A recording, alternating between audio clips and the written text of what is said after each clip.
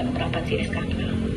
Kalau kami sosialisasi hak membuat buku kepada hak kami mencari kebenaran, kemudian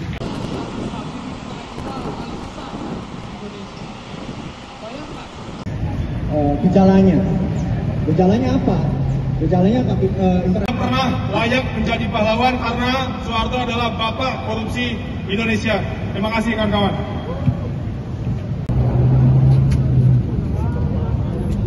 dan tetapi pelakunya.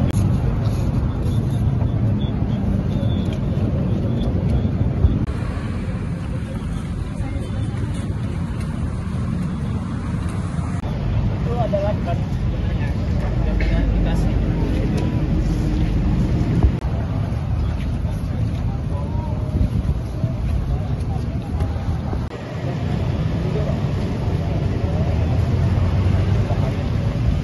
Korban langsung yang pernah mengalami persekusi, penangkapan, penahanan, kerja paksa oleh rejim Soeharto.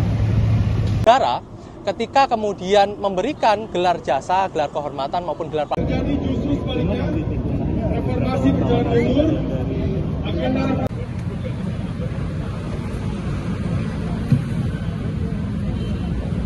teman-teman bilang Menteri Zong. Boleh? Saya coba ya satu kali. Fadlizon!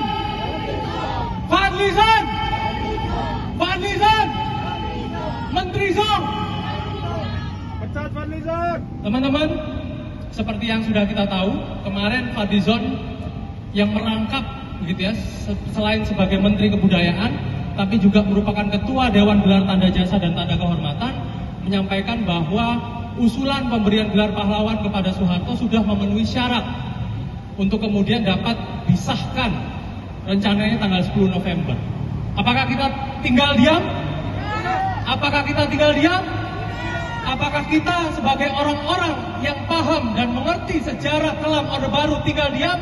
Ya. Tentu tidak, teman-teman. Ya, aksi hari ini hari Kamis gitu ya. Kami kembali melakukan aksi dari Gerakan Masyarakat Adili Soeharto yang terdiri dari sejumlah organisasi masyarakat sipil dan juga individu yang menolak keras usulan pemberian gelar pahlawan kepada Soeharto. Jadi kembali kami ingatkan bahwa secara moral Soeharto adalah sosok yang kontroversial.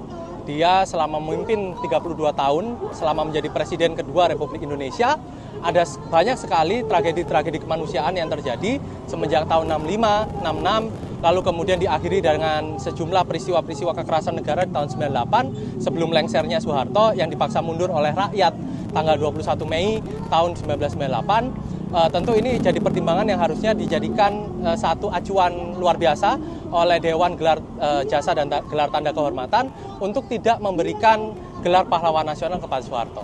Selain cacat moral atau immoral, kami juga melihat bahwa ini mempertaruhkan nama baik dan martabat bangsa. Kenapa begitu? Kenapa begitu? Karena pertama, argumentasi kami, pemberian gelar pahlawan Soeharto bisa diartikan sebagai sebuah upaya cuci dosa atau upaya untuk melanggengkan impunitas oleh pemerintah Republik Indonesia, karena Soeharto sudah namanya sudah disebutkan di 9 kasus yang dilakukan penyelidikan pro justisia oleh Komnas HAM semenjak kasus 65 sampai kemudian kasus yang terjadi tahun 98 termasuk adalah penculikan aktivis tahun 98. Download Tribun X sekarang, menghadirkan lokal menjadi Indonesia.